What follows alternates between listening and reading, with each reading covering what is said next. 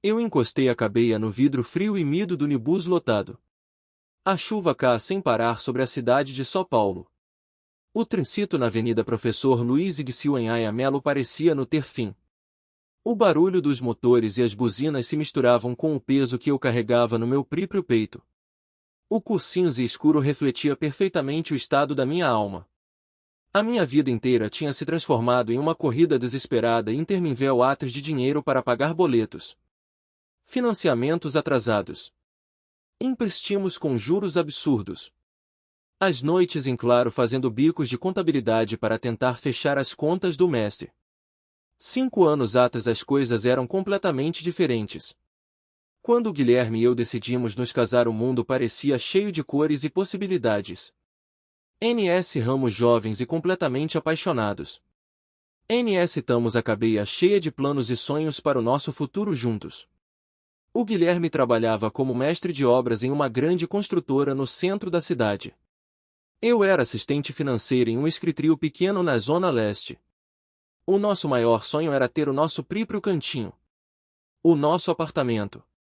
Nos primeiros anos de casamento, NS moramos de aluguel em uma casa minúscula nos fundos do quintal da tia dele. NS guardamos cada centavo por céu. NS no amos a restaurantes.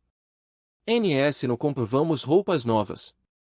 Tudo era para juntar o valor da entrada do nosso invel. E NS conseguimos. NS assinamos os papéis do financiamento pela Caixa Econômica Federal. NS compramos um apartamento de 2 quartos em um prédio REC construído no bairro de Itaquera. A felicidade durou muito pouco. Os problemas começaram a aparecer de forma sutil e silenciosa. O Guilherme começou a chegar tarde em casa. Ele dizia que precisava fazer horas extras na obra. Mas ele frequentemente chegava com um cheiro forte de cerveja e cachaça. Eu tentava ser compreensiva. Eu dizia a mim mesma que ele estava apenas cansado. Eu justificava as atitudes dele por causa da rotina pesada e do estresse do trabalho brawl. Mas então o pior aconteceu. A construtora cortou gastos e ele foi demitido. O mundo pareceu desabar sobre as nossas cabeças. Ele passou meses inteiros deitado no sofá. Ele assistia televisão o dia todo e prometia que na segunda-feira iria entregar currículos. Ele dizia que logo encontraria algo do mesmo NEL. Mas o dinheiro da Reciso acabou rido. As parcelas do financiamento do apartamento continuavam chegando todo santo mês. Elas não esperavam pela nossa boa vontade. Eu precisei assumir mais responsabilidades. Eu comecei a fazer a contabilidade de pequenas padarias e mercadinhos do bairro durante a noite. Eu trabalhava TRS da mãe. O Guilherme finalmente conseguiu um emprego temporário em uma obra pequena. Mas o salário era menos da metade do que ele ganhava antes. Isso destruiu o orgulho dele. Ele se tornou um homem amargo. Ele ficou agressivo nas palavras. Ele brigava comigo por qualquer motivo bobo. O clima dentro da nossa casa ficou insuportável. E foi nesse rio de caos que o nosso filho Lucas nasceu. A situação financeira que J era ruim se tornou desesperadora. O dinheiro sumia da conta bancária de pensar em comprar fraldas. NS gastamos fortunas com latas de leite em preu das roupinhas e dos rendios infantis era absurdo. As parcelas do financiamento imobiliário se tornaram um peso impossível de carregar. Eu tentei conversar com o meu marido de forma calma. Eu pedi para ele sentar comigo na mesa da cozinha. Eu olhei nos olhos dele. Eu perguntei se NS não podemos pedir um pouco de ajuda para a família dele. Ou talvez para mim a mim. O Guilherme explodiu de raiva na mesma hora. Ele bateu a mão na mesa com violência. Ele gritou que a minha mãe sempre olhou para ele de cima para baixo. Ele disse que sabia muito bem que a dona Snia o considerava um grande fracassado. Ele bateu no peito e disse que NS resolveremos tudo sozinhos. Ele proibiu qualquer pedido de ajuda. Mas a verdade nua e crua era que NS não estávamos resolvendo nada. Estava com 2 parcelas do apartamento atrasadas. O banco começou a ligar todos os dias. Os e-mails de cobrança traziam ameaças de leilo do invel. O estresse constante sugou toda a minha saúde. Eu perdi muito peso. Olheiras profundas e escuras marcaram o meu rosto permanentemente. O pequeno Lucas sentia tenso no ar. O meu bebê chorava muito e quase não dormia durante a noite. Enquanto isso, Guilherme chegava do bar cada vez mais tarde. Ele chegava tropeando nas próprias pernas de Tobado. Uma noite o meu marido não voltou para casa. Ele simplesmente desapareceu a manhã seguinte. O meu desespero atingiu o limite último. Eu não aguentei mais segurar aquela dor sozinha. Eu peguei o celular com as mãos tremendo. Eu liguei para minha ML no interior de Minas Gerais. A dona Sni atendeu no primeiro toque. Parecia que o corão de Midela J sabia que algo estava errado. Ela perguntou com a voz cheia de preocupar o que estava acontecendo com a sua menina.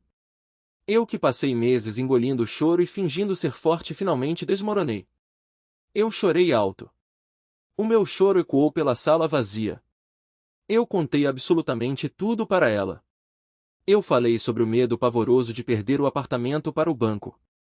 Eu falei sobre as bebedeiras e o desprezo do Guilherme. Eu confessei o meu pavor de ir morar na rua com o filho pequeno. A minha me ouviu tudo em cio-cio. Quando eu terminei de falar, ela usou um tom de voz firme e decidido. Ela disse que pegaria o primeiro ônibus na rodoviária. Ela mandou eu enviar o endereço completo pelo celular.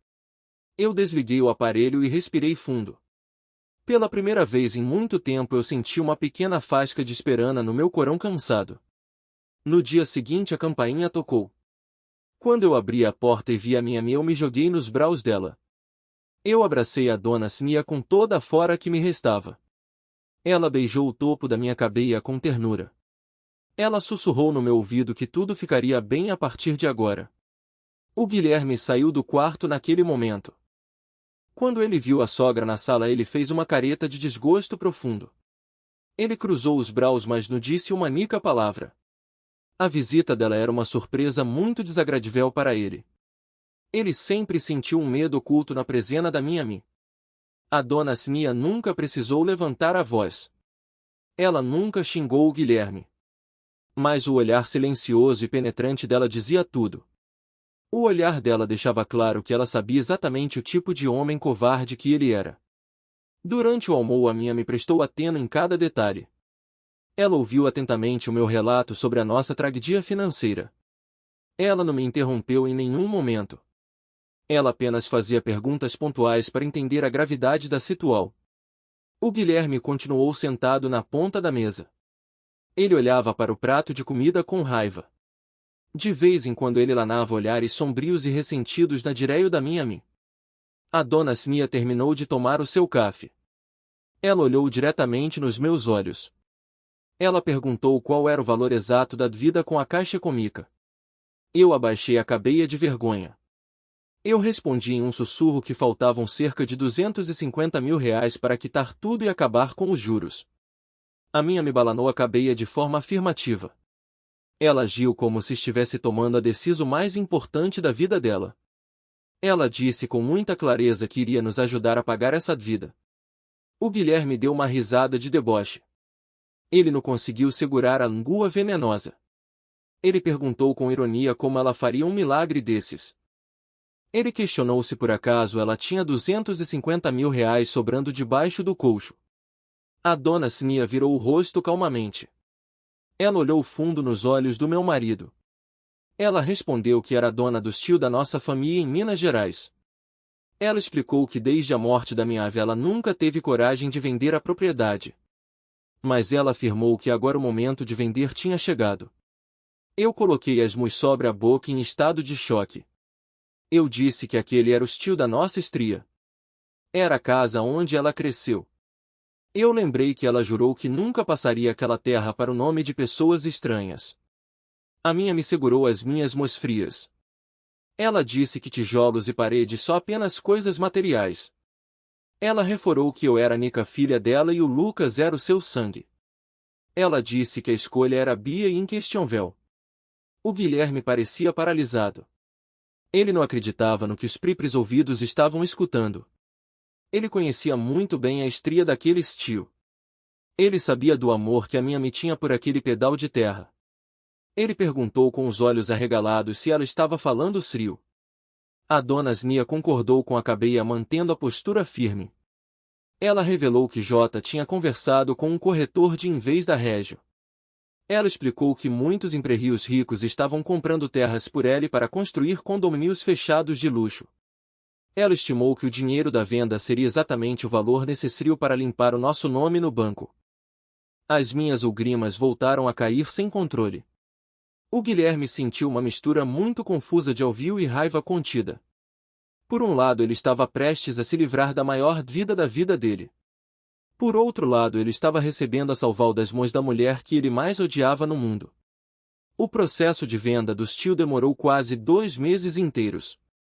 A dona Snia assumiu o controle de toda a situação. Ela passava horas no telefone negociando com os corretores. Ela viajou 3 vezes para assinar documentos em cartórios distantes. O meu coração doa por ela. Eu sabia o quanto era doloroso entregar a casa da nossa família para desconhecidos. Mas ela se manteve forte como uma rocha.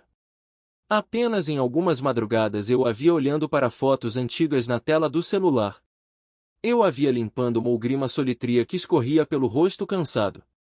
O Guilherme piorou o comportamento durante esses 2 meses de espera. O orgulho ferido transformou em um monstro dentro de casa. Ele se sentiu humilhado por depender da caridade da sogra. Ele ia para o bar com os amigos e contava vantagens mentirosas. Ele enchia o peito para dizer que em breve iria quitar o apartamento vista. Mas ele nunca contava a verdade sobre a origem do dinheiro. Dentro de casa ele não suportava ouvir a voz da minha mãe. Ele respondia com grosseria a qualquer pergunta simples. Ele gritava comigo por causa de copos fora do lugar. Ele passou a beber quantidades assustadoras de bebida alcoólica. Eu suportei cada ofensa com a boca fechada. Eu rezava todos os dias para que aquele pesadelo bancário acabasse logo. Eu sonhava com o dia em que eu poderia respirar em paz. Eu queria poder dormir uma noite inteira sem o terror de imaginar oficiais de justiça batendo na minha porta. Eu me iludi acreditando que o Guilherme voltaria a ser um homem bom assim que a vida fosse paga. Finalmente o telefone tocou em uma tarde de quinta-feira. A dona Snia falou com uma voz cansada por aliviada. Ela avisou que os papéis estavam assinados. Ela disse que o dinheiro da venda estava nas mãos dela e que pegaria o ônibus para São Paulo no dia seguinte. Naquela mesma noite eu decidi fazer um bolo de cenoura com cobertura de chocolate. Era a primeira vez em meses que eu sentia vontade de cozinhar algo especial. O Guilherme ficou sabendo que a sogra estava chegando com o dinheiro vivo. Ele mudou de atitude da água para o vinho. Ele ficou estranhamente animado. Ele desceu à padaria e comprou garrafas de cerveja cara. Ele andava de um lado para o outro no corredor assobiando músicas alegres. A mudança repentina de humor dele me causou arrepios. A minha me chegou na nossa porta exatamente ao meio-dia. Eu abri a fechadura e o meu sorriso sumiu. A dona Snia parecia ter envelhecido 10 anos. O rosto dela estava abatido. Os olhos carregavam o cansal da viagem e da perda do seu lar. Ela segurava uma bolsa de couro muito velha e desgastada contra o peito. Eu abracei o corpo frágil dela com muito cuidado. Eu sussurrei dezenas de agradecimentos no ouvido dela. Caminhamos devagar até o sofá da sala. O Guilherme estava sentado na poltrona. Ele exibia um sorriso largo e falso. Ele cumprimentou a minha amiga com uma educal que não combinava com ele. Ele perguntou como tinha sido a viagem fingindo preocupá-lo. A dona Snia sentou no sofá de forma lenta. Ela respondeu em um tom baixo que a viagem tinha sido tranquila. Eu corri para a cozinha e trouxe xaras de café fresco e pedaços do bolo de cenoura. O Guilherme não conseguia parar de balanar a perna. A ansiedade devorava ele por dentro. Ele não aguentou fazer sala por muito tempo.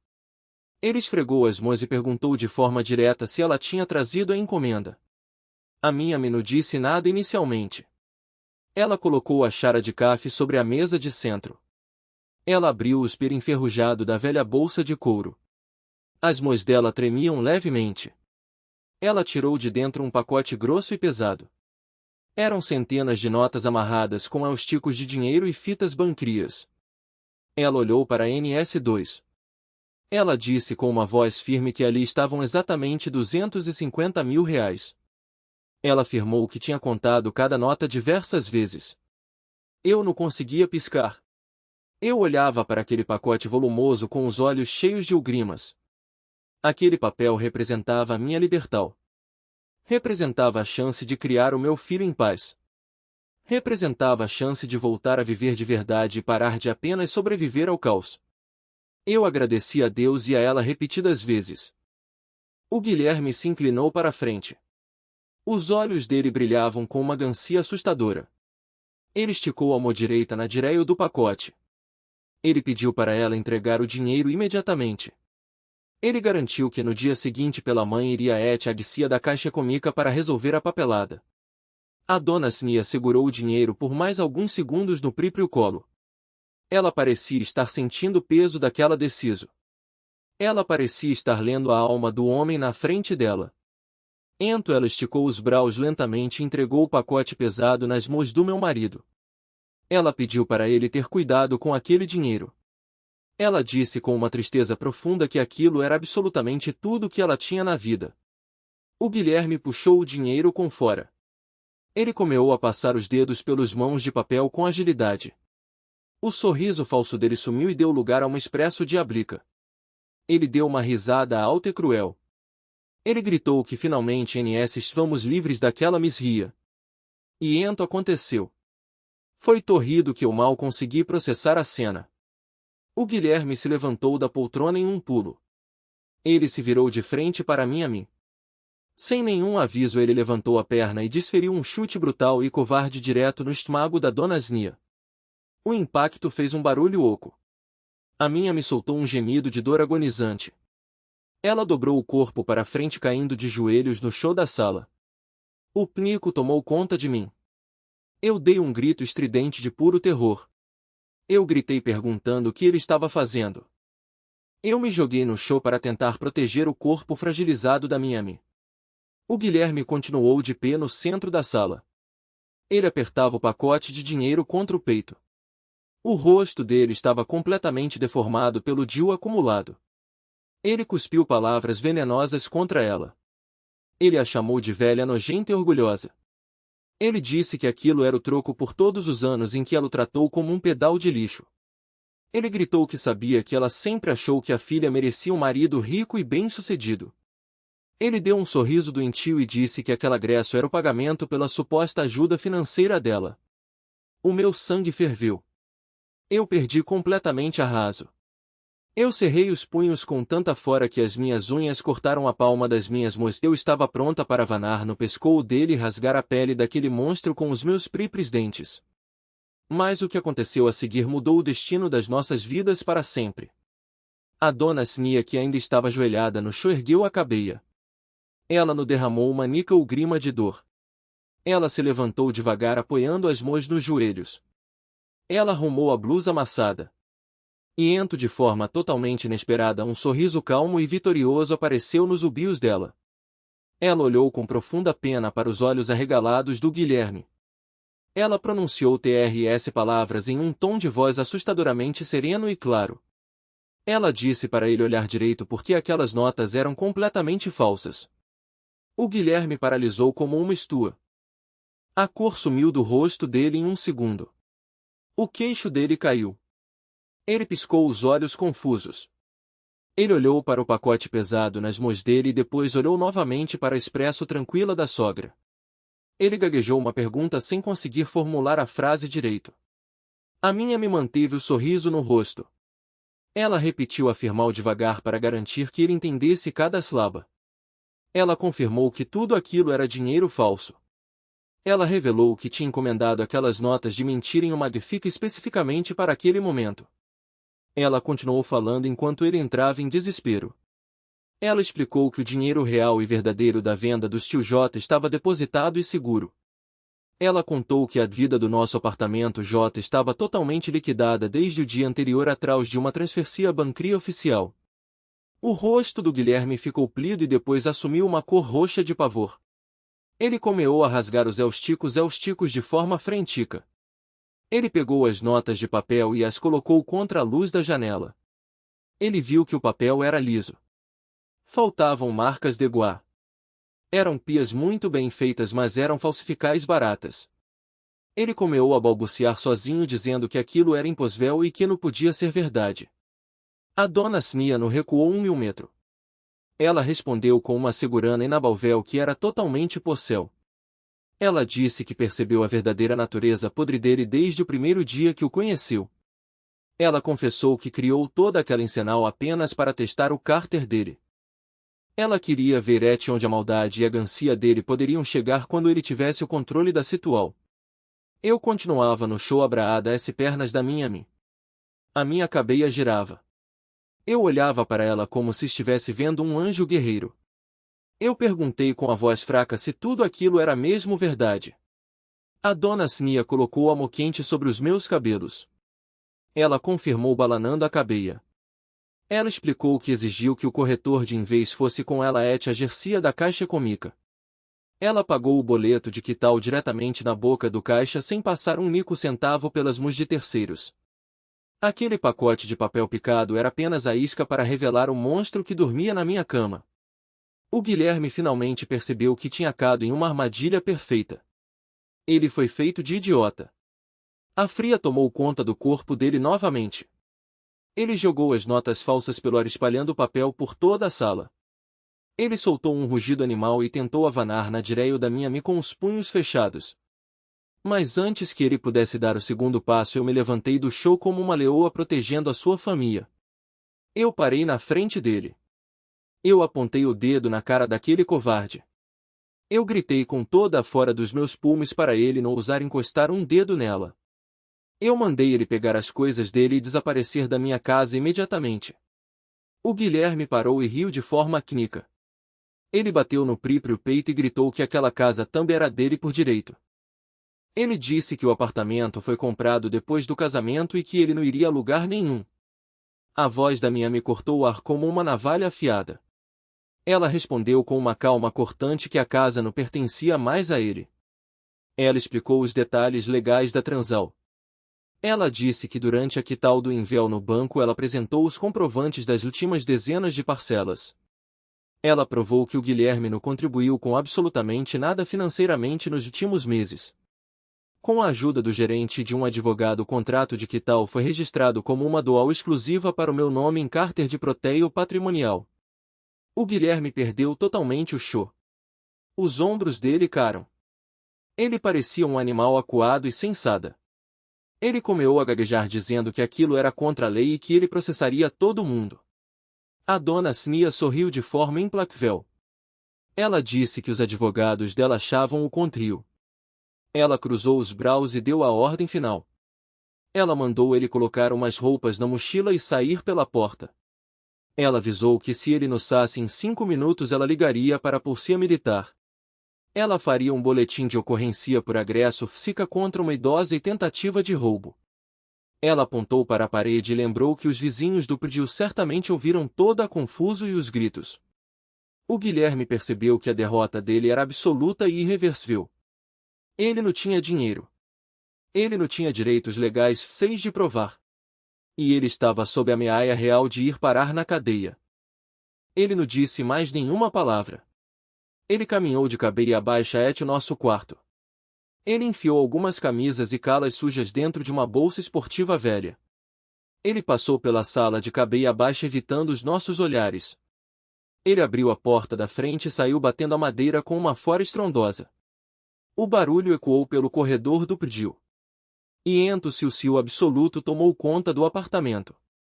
Eu cá sentada no sofá. As minhas pernas não aguentavam mais o meu peso.